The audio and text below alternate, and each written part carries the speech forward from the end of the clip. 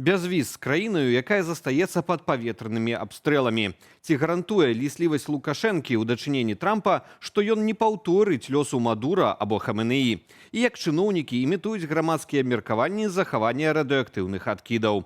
Пра гэта і не толькі распавядзем у кароткім выданні навінаў аўторка 17 сакавіка на Белсаце. Пачынаем. Паміж Беларусю і Аманам сёння пачынае дзейнічаць бязвізавы рэжым. Гэта вынікае з паведамлення Міністэрства замежных справаў у Маскаце. У ведамстве нагадалі, што паводле бязвізу працягласць аднаго візіту ў Беларусь не можа перавышаць 30 дзён, а агулам за каляндарны год – 90. Пагадненне аб бязвізавым рэжыме паміж дзвюма краінамі падпісалі ў Менску летась у кастрычніку.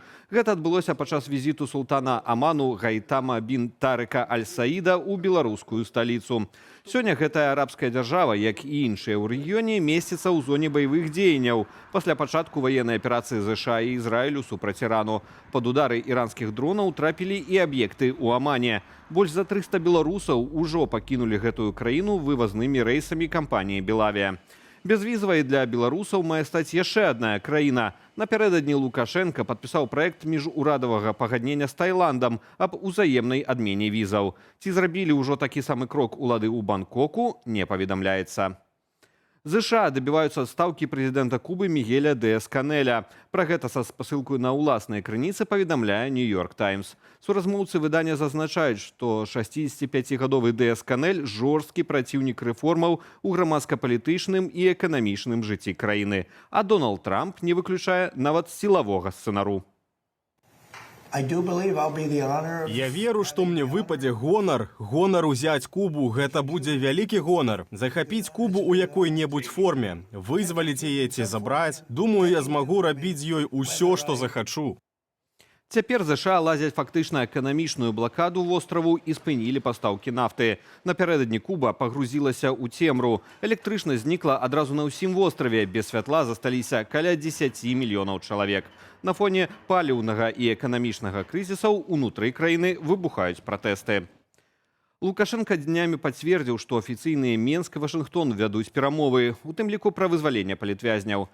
Як на гэты дыялог можа паўплываць сітуацыя на Блізкім Усходзе, а таксама ў Венесуэле і на Кубе. У эфіры студыі Белсат пра гэта распавёў гісторык, эксперт у нееўрапейскіх цывілізацыях Яўген Красулін. Трамп жа размаўляў і з Мадурам перад тым, як арыштаваць яго. Размовы ішлі з рэжымам аятолаў перад пачаткам удару. Так што тут, нават калі там, як у пятніцу у Каракасе над амбасадай ЗША упершыню з 19-го году узнялі сцяг амерыканскі, вось гэта ж таксама нічога не значыць. Калі нават у Менску над амбасадай амерыканскую здымуць амерыканскі сцяг, нарэшце, гэта таксама не будзе гарантыі для далейшага лёсу рэжыму Лукашэнкі, асабліва самога Лукашэнкі. У беларускіх школах будуць рэалізоўваць праект для прафілактыкі булінгу. Распачаць яго плануюць з новага навучальнага года, аднак анансаваць ва ўстановах пачнуць ужо ў красавіку. Пра гэта піша дзяржаўная інфармацыйная кампанія «Белта» са спасылкаю на Міністэрства адукацыі. Цяпер падобны праект рэалізуецца ў беларускіх каледжах, распавяла намесніца начальніка ўпраўлення выхаваўчай і сацыяльнай працы ведомства Алена Сімакова. Для навучэнцаў падрыхтавалі плакаты, памяткі і відэаролікі аб праблеме цкавання ў калектыве. Як дзейнічаць у падобнай сітуацыі ды куды звяртацца па дапамогу. Таксама ідзе праца з бацькамі, у тым ліку на бацькоўскіх сходах і падчас сустрэчаў з псіхолагамі. Шумнае суседства. Мінчукі, якія жывуць каля маштабнай будоўлі шматфункцыйнага комплексу «Паўночны бераг», паскардзіліся ў пракуратуру на гукі ад працаў на аб'екце. У выніку на пляцоўку прыйшла праверка. Узровень дазволенага шуму і агульнай вібрацыі сапраўды перавышаны.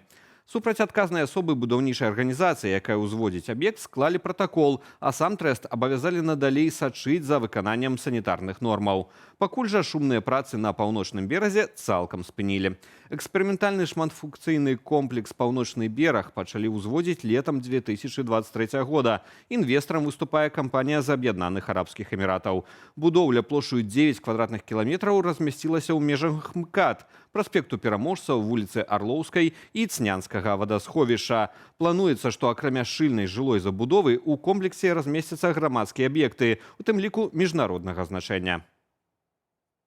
За вамі сочыць ідэолаг. Выглядае, што галоўны спецыяліст гэтай галіне ў гарадзенскім гарвыканкаме пільнуе ў сацыяльнай сетцы трэц, якія імпрэзы жыхары абласнога цэнтру ладзяць без узгаднення з мясцовымі ўладамі. Увагу на гэты факт звярнула выданне Гродна.лайф.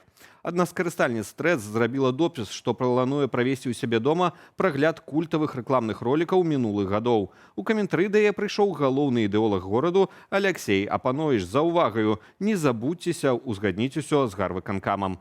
А на пытанне, ці сапраўды трэба дазвол ад чыноўнікаў на ўсё, што адбываецца на тэрыторыі ўласнага дому, той даслаў спасылку на партал «Права BY» з артыкулам пра масавыя мерапрыемствы. Вядома, што ў 2020-2021 годах Апанович прыходзіў з рэйдамі ў краму беларускай сімволікі «Адметнасць» і рэдакцыю Гродна.лайф, ды падтрымліваў іхную ліквідацыю. У Мінпрыроды зафіксавалі масавы мор рыбы на прудах Бахонава ў Лунінцы. Прычыны такой сітуацыі цяпер высвятляюць адмыслоўцы. 16 сакавіка спецыялісты інспекцыі прыродных рэсурсаў і аховы навакольнага асяроддзя абследавалі берагавую лінію прудоў. Патэнцыйных крыніцаў забруджвання не знайшлі. Пробы вады ўзялі на аналіз. Аднак найверагоднейшая прычына мору цалкам натуральная. Працяглыя моцныя маразы прывялі да з'яўлення тоўстага слоя лёду, што ў плынных прудах пакінула рыбу без дастатковага ўзроўню кіслароду. Улады Хойніцкага раёну зладзілі публічнае абмеркаванне магчымага будаўніцтва ў раёне магільніка для радыеактыўных адкідаў беларускай атамнай электрастанцыі. Аднак зрабілі гэта такім чынам, каб не дапусціць на сустрэчы сапраўднага публічнага абмеркавання, заўважыў партал «Флагшток». Абвестка пра сустрэчу з прадстаўнікамі беларускай арганізацыі для абыходжання з радыеактыўнымі адкідамі з'явілася ў мясцовай раёнцы. Раней улады ў Хойніках увогуле вырашалі не авішаваць падобных паседжанняў, адзначае «Флагшток». Аднак у газетнай абвестцы чамусьці вырашылі не паведамляць грамадству тэму спаткання. Да таго ж прызначылі яго на самы разгар працоўнага дня, 11-ю раніцы, што робіць абсалютна немагчымым шырокае прадстаўніцтва мясцовых жыхароў. У Віцебску заўважылі самотную крыгу, якая плыла па звяне, а на ёй кубку чаек. Карыстальнік трэц, які апублікаваў відэа з незвычайным дрэйфам, адзначыў пад ролікам, што пакуль у горадзе не запусцілі цеплаход, птушкі бавяцца як могуць, без каментара.